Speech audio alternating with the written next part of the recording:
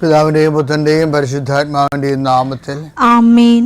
എന്റെ പ്രിയപ്പെട്ടവർ, ഇന്ന് ബുധനാഴ്ചയാണ്, മെയ് 14 തീയതി. അമ്മേ പരിശുദ്ധ അമ്മേ, അമ്മേ പരിശുദ്ധമേ, ദൈവമാതാവേ, കൃപാസനത്തിലൂടെ ഞങ്ങളുടെ ദേശത്തിനും അമ്മ മധ്യസ്ഥം തേടി തന്ന എല്ലാ അനുഗ്രഹങ്ങൾക്കും കൃപകൾക്കും ഞങ്ങളിപ്പോൾ ഹൃദയം നിറഞ്ഞ നന്ദി പറയുന്നു. അമ്മേ പരിശുദ്ധമേ, ദൈവമാതാവേ, 2004 ഡിസംബർ 7 ഉച്ചകഴിഞ്ഞ് 2:30 കൃപാസനത്തിൽ സംഭവിച്ച അമ്മയുടെ പ്രത്യക്ഷപ്പെടലിനെ കുറിച്ച് തിരുസഭയ്ക്ക് സമർപ്പിച്ചിരിക്കുന്ന പഠനരേഖകളുടെ സഭാത്മകമായ പഠനം ആരംഭിക്കുവാൻ ഞങ്ങൾ പ്രാർത്ഥിക്കുന്നു. അമ്മേ പരിശുദ്ധമേ, ഭൂസ്വർലോകങ്ങളുടെ രാജ്ഞിയായ അങ്ങേയ്ക്ക് ഭൗമസംരക്ഷണത്തിനായി പ്രപഞ്ചപ്രകൃതിയെ തന്നെ തിരുസഭ പ്രതിഷ്ഠിക്കുവാൻ ഈ പ്രത്യക്ഷീകരണം വഴി ഇടയാക്കണമേ. പരിശുദ്ധമേ, ജപമാല മാതാവേ, സകല കൃപാസനം പ്രാർത്ഥനയോടും ചേർത്ത് ഞങ്ങളിപ്പോൾ പ്രാർത്ഥിക്കുന്ന ഈ കുടുംബത്തിന്റെ പ്രത്യേക നിയോഗം പറ മക്കളെ.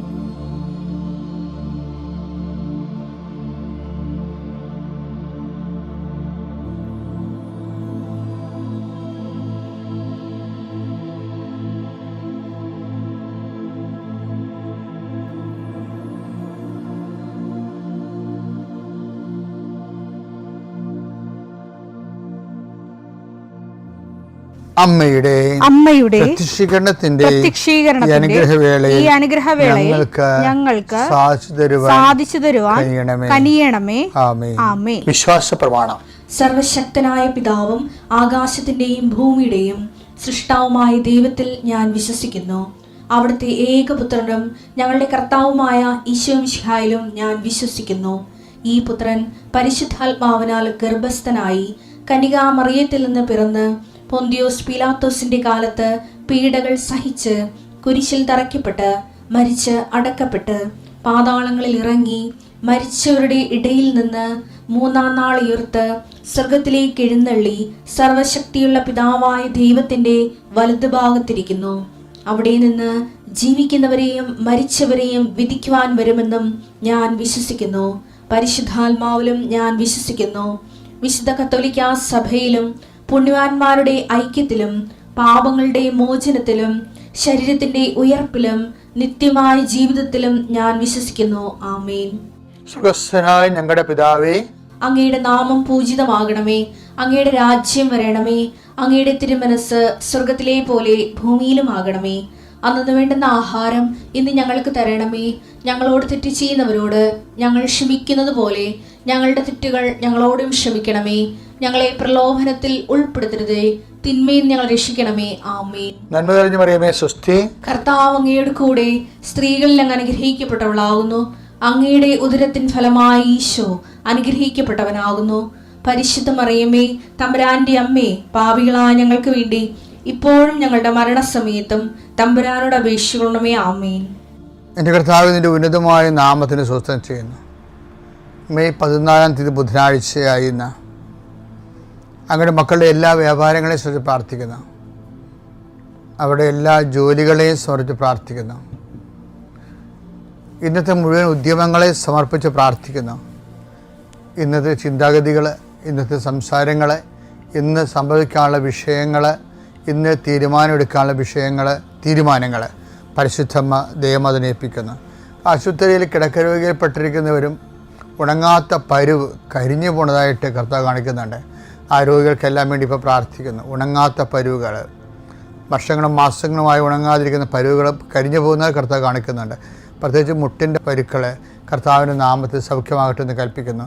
എൻ്റെ കർത്താവിൻ്റെ ഉന്നതമായ നാമത്തിൽ അസ്ഥിക്ഷയങ്ങൾ, അസ്ഥിയുടെ ബലക്ഷയങ്ങൾ കർത്താവിൻ്റെ നാമത്തിൽ സമർപ്പിച്ച് പ്രാർത്ഥിക്കുന്നു.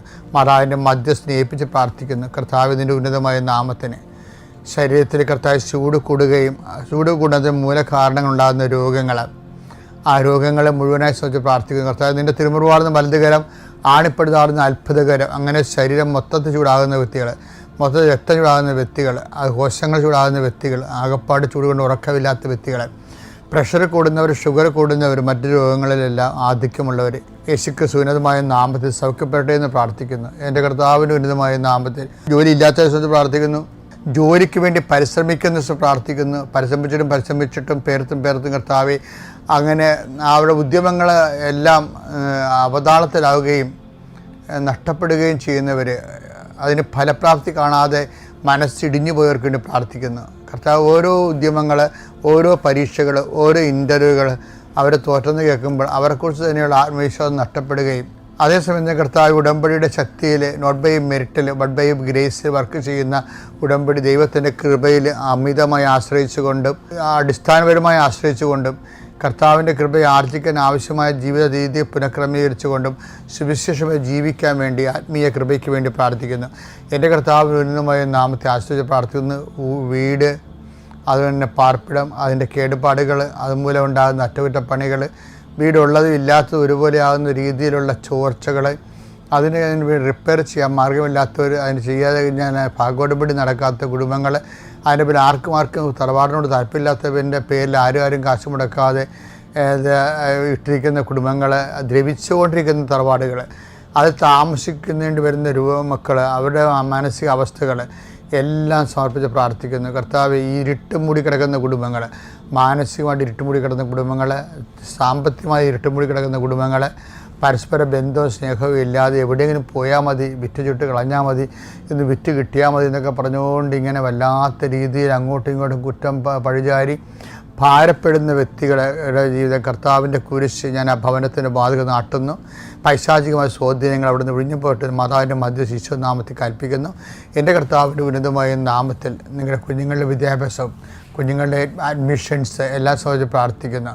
പുതിയ കാലങ്ങളിലേക്ക് നമ്മൾ പുതിയ പരീക്ഷകളെല്ലാം പാസ്സായി പുതിയ ജീവിത മേഖലകളിലേക്ക് ഏത് ഗ്രൂപ്പ് തിരഞ്ഞെടുക്കണമെന്ന് അറിയാൻ പാടില്ലാതെ, എന്ത് തിരഞ്ഞെടുത്താൽ ഗതി പിടിക്കുമെന്ന് അറിയാൻ പാടില്ലാതെ അങ്ങോട്ടും ഇങ്ങോട്ടും ചോദിച്ചു നടക്കുന്നൊരു കാലമാണിത്. അവർക്കെല്ലാം ദൈവത്തിൽ ആശ്രയിക്കുമ്പോൾ ദിശാബോധം ഉണ്ടാകാനും അവരെടുക്കുന്ന തീരുമാനങ്ങൾ തെറ്റാതിരിക്കാനും വേണ്ടി പരിശുദ്ധമ ദേവമാതാവിനെ ഏൽപ്പിച്ചുകൊണ്ട് പ്രാർത്ഥിക്കുന്നു. ഈ യാത്രകൾ പ്രാർത്ഥിക്കുന്നു. യാത്രയ്ക്ക് ഒരുങ്ങുന്നവരെ, യാത്രയ്ക്ക് പോകുന്നവരെ, യാത്രയ്ക്ക് വേണ്ടി അനുതാരം ഒരുക്കുന്നവർ, യാത്രയ്ക്ക് വേണ്ടിയുള്ള രേഖകൾ സമ്പാദിക്കാൻ വേണ്ടിയുള്ള യാത്രയിലായിരിക്കുന്നവരെല്ലാം കർത്താവിൻ്റെ നാമത്തിൽ ഞാൻ ആസ്വദിക്കുന്നു. കർത്താവ് ചില ഉത്തരങ്ങൾ അതുപോലെ തന്നെ ചില റിസൾട്ടുകൾ ഒക്കെ പ്രതീക്ഷിച്ചുകൊണ്ട് പ്രാർത്ഥിച്ചിരിക്കുന്നവരുണ്ട്. അവർക്കെല്ലാം അനുകൂലമായ റിസൾട്ട് വരാൻ വേണ്ടി പരിശുദ്ധമ ദേവമാതാവിനെ ഏൽപ്പിച്ച് പ്രാർത്ഥിക്കുന്നു.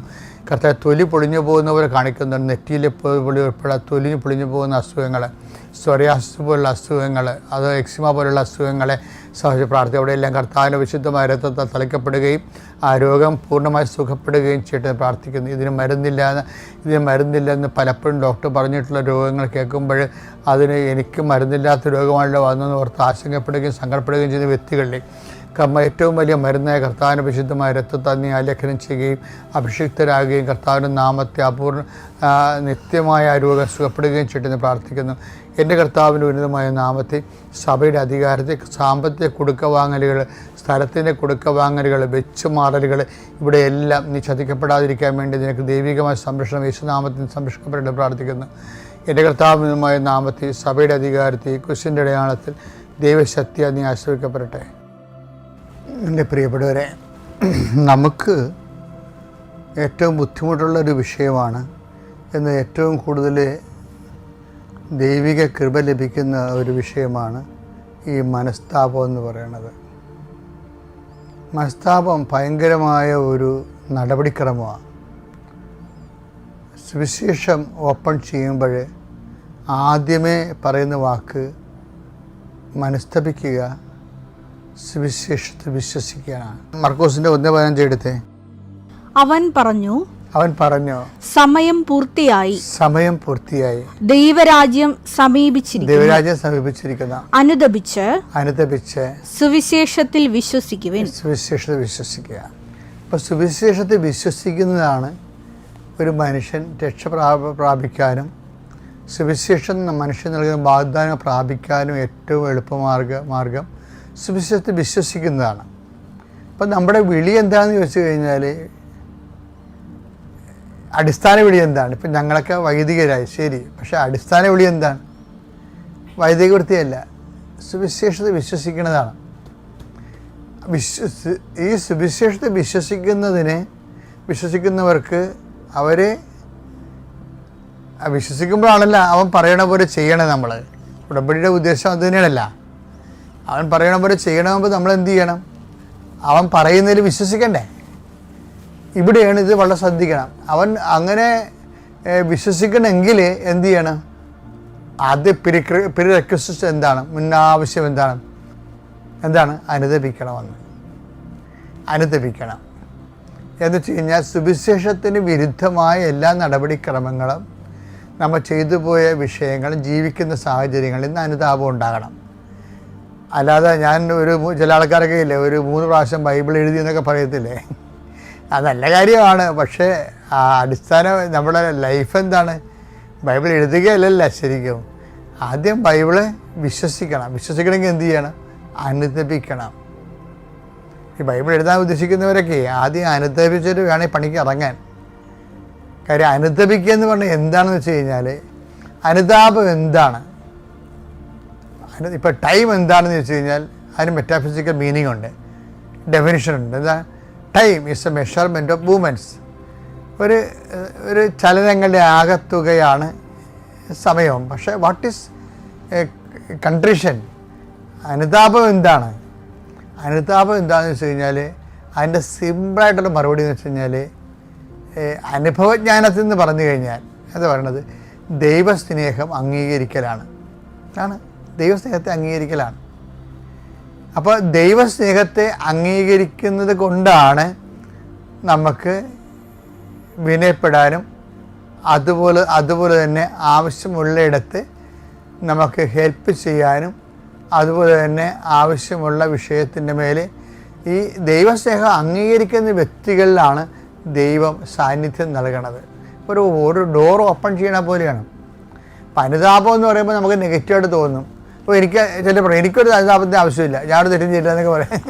ചില ആൾക്കാരൊക്കെ പറഞ്ഞു അനുതാപം എന്ന് പറഞ്ഞാൽ ഉടനെ ആൾക്കാർ പറയണത് ഞാനോട് തെറ്റും ചെയ്തിട്ടില്ല, ഈ പാപികളാണ് പള്ളിയിൽ പോകണമെന്ന് പറയത്തില്ല, അങ്ങനെയൊക്കെ പറഞ്ഞിട്ടുള്ള ആൾക്കാർ.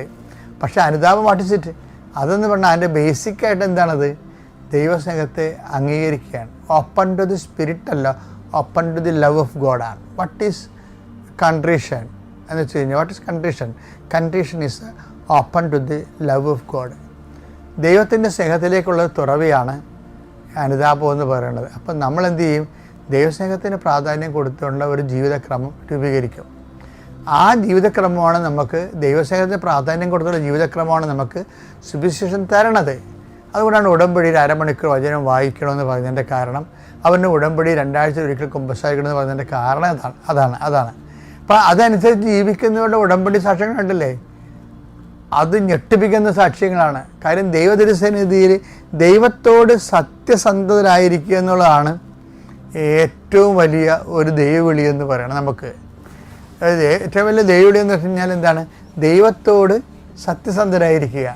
അപ്പോൾ ദൈവത്തോട് സത്യസന്ധരായിരിക്കുമ്പോൾ നമുക്ക് എല്ലാ വിഷയങ്ങളോടും സത്യസന്ധത പുലർത്തേണ്ടി വരും. അപ്പം അതുകൊണ്ട് തന്നെ ഈ ദൈവസ്നേഹത്തിന് എതിരായിട്ടുള്ള എലമെൻറ്റ്സ് നമ്മൾ എടുത്ത് പെറുക്കി കളയണമല്ല, ഓട്ടോമാറ്റിക്കായിട്ട് നമ്മുടെ ഹൃദയത്തിൽ നിന്ന് പോകണത് ഓട്ടോമാറ്റിക്കായിട്ട്. അങ്ങനെ പോകുമ്പോഴാണ് വലിയ വിപത്തുകളൊക്കെ വരുമ്പോൾ നമ്മൾ പല പ്രശ്നങ്ങളൊക്കെ ആൾക്കാർ പറയുമ്പോൾ നമ്മൾ മിണ്ടാതിരിക്കും. എന്ന് വെച്ചാൽ എന്താ മിണ്ടാതിരിക്കുന്നതിൻ്റെ കാരണം? അമ്മ അങ്ങേയിരുന്ന് ആവശ്യമില്ലാത്ത എല്ലായിടത്തും അയാൾ സംസാരിക്കുന്നത്, ആവശ്യമുള്ളവരും പോലും സംസാരിക്കത്തില്ല. അത് മിണ്ടാതിരിക്കുക എന്ന് വെച്ചാൽ കാലാന്തരത്തിൽ ശരിയായിക്കൊള്ളും. അവർക്ക് വേണ്ടി പ്രാർത്ഥിക്കും. അത് ഇപ്പം തന്നെ ശരിയാക്കി കളയാമെന്ന് വെച്ച് കഴിഞ്ഞാൽ അങ്ങനെ ചിലത് ശരിയാകത്തില്ല. കാര്യം അവർ നമ്മൾക്ക് പ്രാർത്ഥിക്കാനുള്ള അവസരമാണ് അവർ തരണത്. നമ്മളെ മനസ്സിലാക്കാത്തവർ നമ്മൾ ഈശോ എന്താ പറഞ്ഞിരിക്കുന്നത്?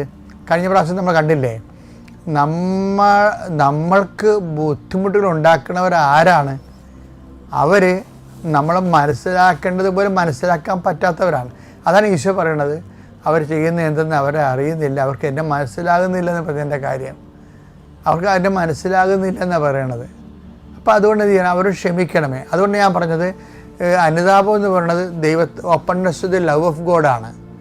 ദൈവത്തിൻ്റെ സ്നേഹത്തിലേക്ക് അവരെ ഏൽപ്പിച്ചു കൊടുക്കുന്നതിന് വേണ്ടിയുള്ള ഒരു മനസ്സൊരുക്കമാണ്.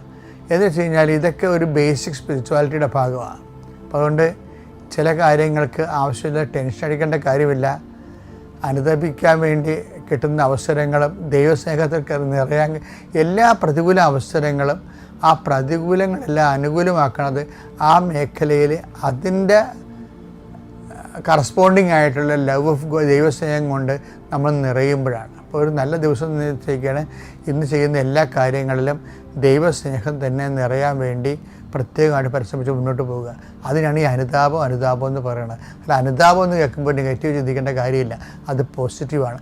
ദൈവസ്നേഹം കൊണ്ട് നിറയാൻ വേണ്ടിയുള്ള നമ്മുടെ തീരുമാനത്തിൻ്റെ പേരാണ് അനുതാപം. Thank you.